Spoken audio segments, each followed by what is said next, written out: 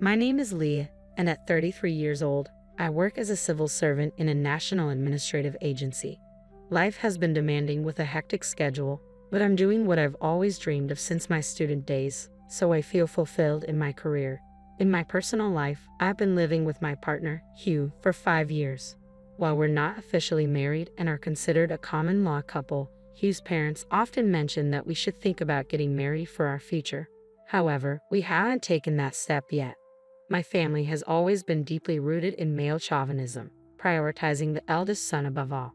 Despite being my parents' first child and the first grandchild on my dad's side, I've never felt valued. Tomorrow, there's a talent show at TCH school, and I've invited my parents countless times only to be mocked and dismissed.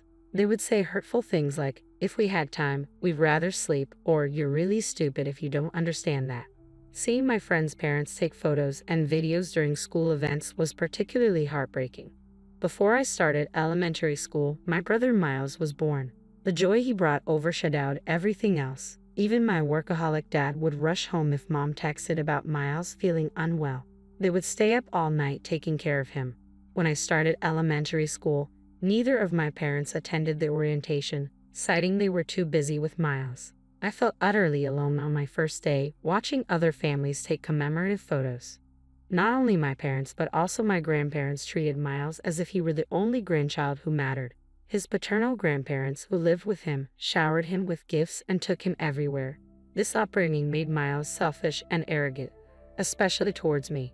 He would take my things or destroy them without consequence, and my family would dismiss my complaints.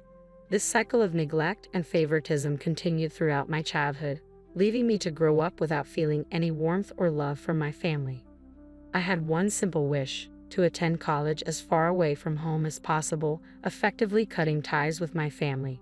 At home, my brother Miles was always in the way, or I'd get stuck with chores that disrupted my studies, so I buried myself in books, libraries, and empty classrooms after school. To cover college application fees, travel expenses for school tours, and exam costs, I worked part-time at grocery stores. All that effort paid off when I got accepted into a prestigious university. My parents and grandparents couldn't care less. "If you want to go, go. But don't expect any help from us," they said. I saw that coming from a mile away. I had already applied for every scholarship available and planned to live in a dorm to minimize costs. Plus, I had my best friend Selena. Selena and I had been friends since elementary school. Her parents knew all about my family situation. Selena's dad even worked at the same company as mine in a different department. My dad's chauvinistic behavior was often a topic of discussion at his workplace. Selena's mom, who had a similar domineering personality, shared stories from their school days. When Selena and I first became friends, her parents were cautious about their daughter befriending someone from my family. However, they warmed up to me after seeing how much Selena praised me and how I stood by her when she faced isolation from other girls in class. "If it weren't for you, Leah, my school life would have been miserable," Selena often said. But the truth is, I don't know what I would have done without her and her parents. They were the ones who kept me going. Selena always encouraged me to be myself, and her parents offered a helping hand whenever I needed it. Thanks to them, I was able to navigate through high school. As for college, Selena had already decided to attend a local university. I had nothing to do until graduation, so Selena offered to help me. "Lee," she said. She assisted with the nitty-gritty details of placement exam logistics, like booking hotels and flights. On the day I left for college, my family didn't bother to see me off, but Selena and her parents came to the airport. As we said our goodbyes, she handed me an envelope. "This is a farewell gift from all of us. You'll need things for dorm life," she said. Inside was $2,000. I tried to refuse, but she insisted. "Take it. We'll always be friends, but I won't be able to help you like this again," she said, tears in her eyes. During my college years, I never touched that money. Holding onto the envelope reminded me of Selena and her family, giving me the strength to keep going. After graduating from college, I pursued my dream of attending graduate school. I passed the civil service exam and took my first steps into the working world. Selena and I stayed in touch through texts, and she even visited me during family vacations. She ended up working as an administrative staff member at a local hospital after college. 8 years later, I returned to my hometown for the first time in 12 years. I was invited to Selena's wedding, where she married a doctor from the same hospital where she worked. During those 12 years, my maternal grandparents had passed away, but my paternal grandparents, who lived with us, were still healthy. My brother Miles had enrolled in a prestigious middle school, considered the most challenging in our area, that same year. When I went off to college, my parents were proud, often boasting, "Miles is just like me, so talented. We're excited for his future. We might even send him abroad for studies." Miles, considered a child prodigy in elementary school, found himself among equally capable students in his new school. However, he was shocked when he scored average on his first exam.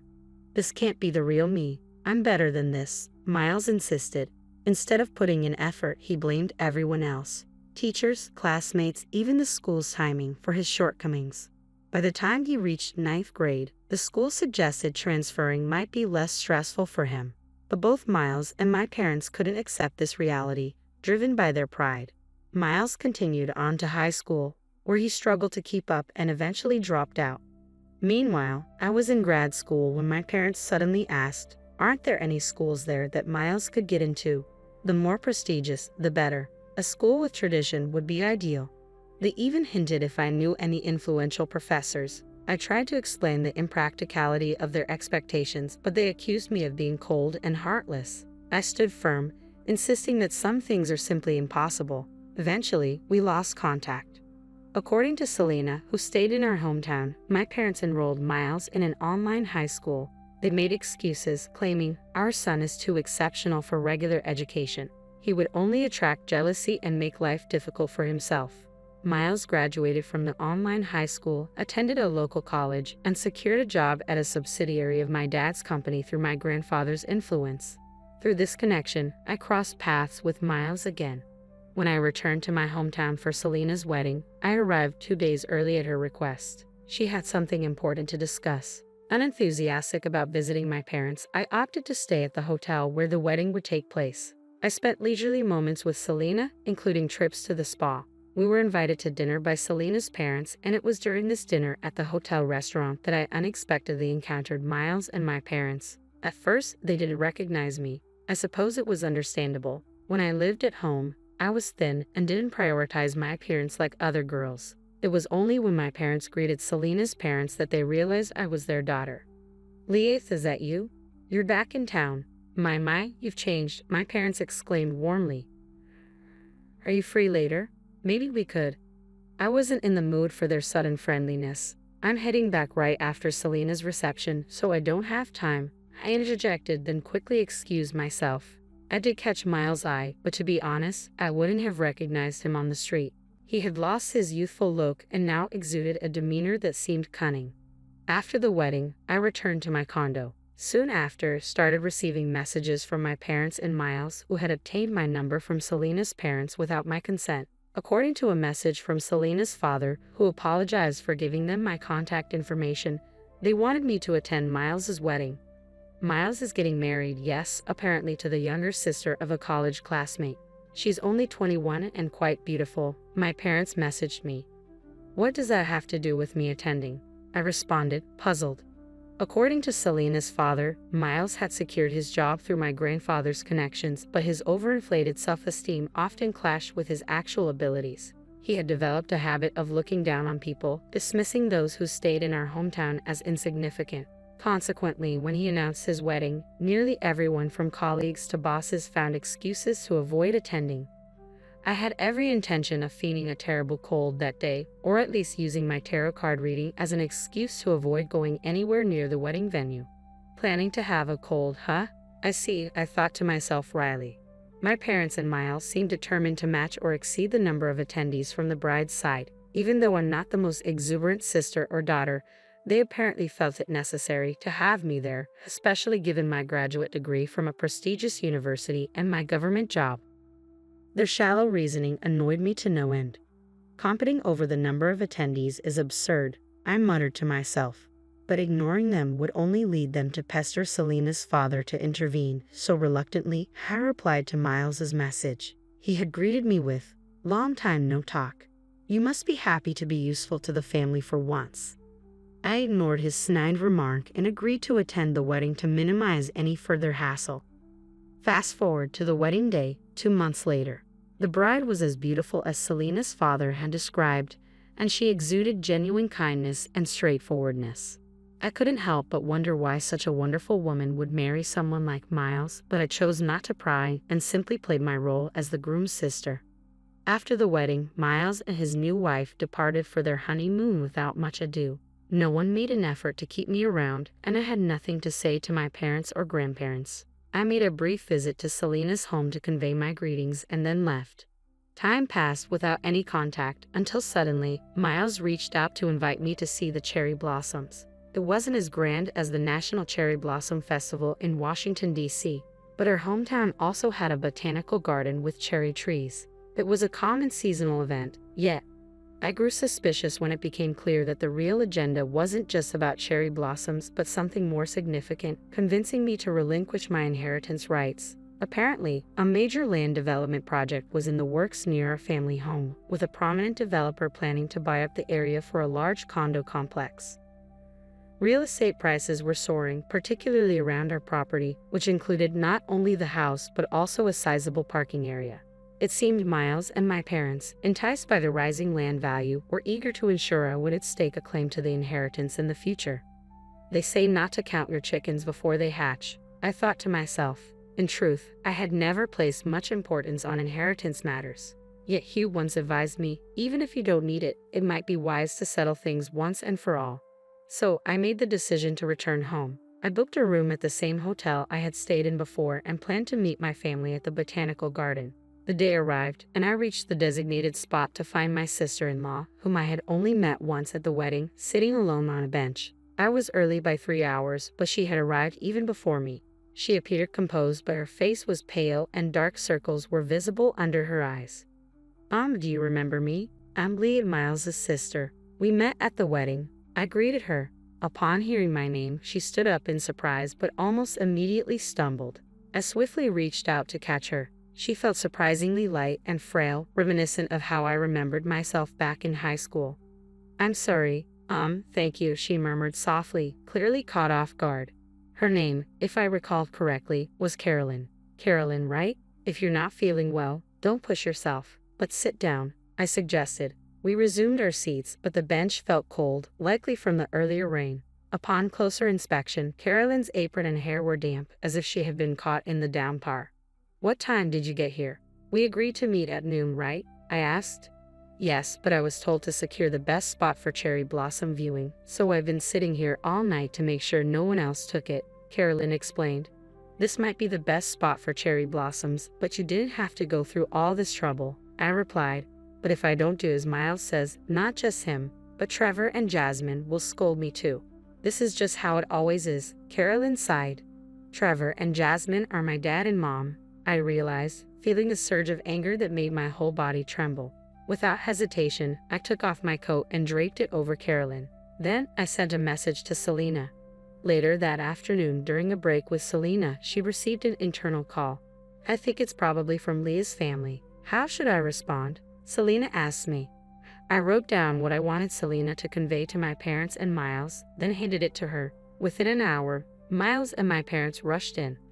What do you mean there's no reason to see you anymore? Miles shouted. Exactly. We had to search all over the garden because you broke the appointment and didn't even contact us, my dad added. Finally, someone informed them they had seen me with Selena and Carolyn. The three of them started yelling, but Selena sternly told them to keep their voices down, reminding them we were in a hospital. However, their silence only lasted a moment. Who are you to butt in? If you're not family, leave, they barked at Selena. Selena, accustomed to dealing with patients and their families daily as a senior administrator in the hospital. Right now, Carolyn's receiving treatment and resting in her room, so you can't see her. Upon hearing this, Miles and my parents grew even angrier. Why do I need permission to see my own wife? Explain what's going on, Miles demanded loudly. Frustrated, I turned first to my parents. Keep it down. Can't you remember being told to be quiet just a minute ago? Is there something wrong with your memory? Then I faced Miles, who stood next to my parents, his face red with anger. You dare call yourself a husband while mistreating your wife? How ironic, I exclaimed. Just then, Hugh appeared, accompanied by 2 police officers. All right, here we are. This is the husband and relatives of the victim I mentioned earlier, Hugh declared, pointing at Miles and my parents. Their faces, which had been flushed with anger, suddenly tensed and turned pale. What's going on? Why are the police here? Victim? You mean Carolyn? Isn't this an exaggeration? Miles stammered, attempting to argue back. Hugh handed them his business card. Ah, I should have mentioned earlier. I'm Lee's partner and a lawyer. From now on, I'll be representing Carolyn. Nice to meet you. Representing my wife? What do you mean representing? My dad interjected. Making a woman sit alone outdoors overnight in temperatures below 41 degrees Fahrenheit just to secure a cherry blossom viewing spot is far from normal by any standard, Hugh continued calmly. But still, isn't it strange for a lawyer to get involved in something like this? When a client asks for representation, it's natural for a lawyer to provide it. Besides, you guys canceled Carolyn's cell phone contract over a year ago and hardly give her any money. What if something had happened while she was out there? I added firmly. But nothing did happen, so that's beside the point, my mom retorted.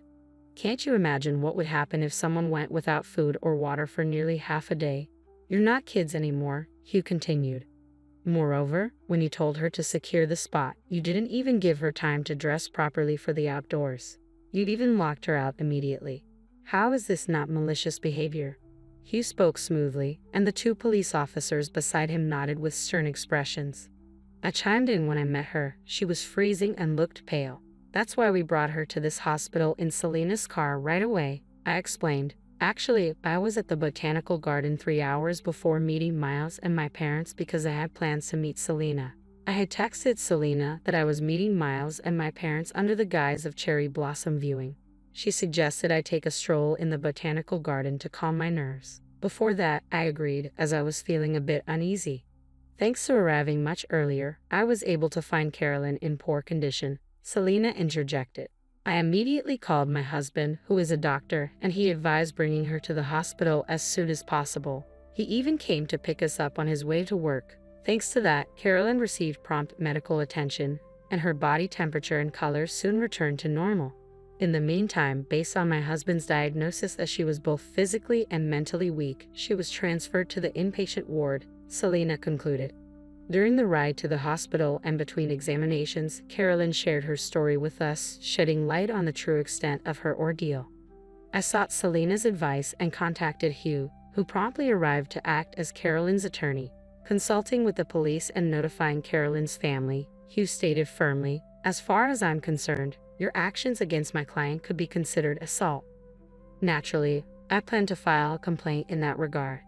Miles's face turned pale upon hearing this. Assault?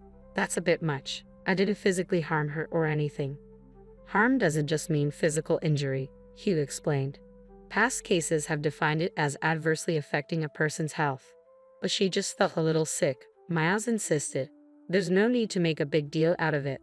Whether it's a big deal or not is for the police and prosecutors to decide, he replied sternly.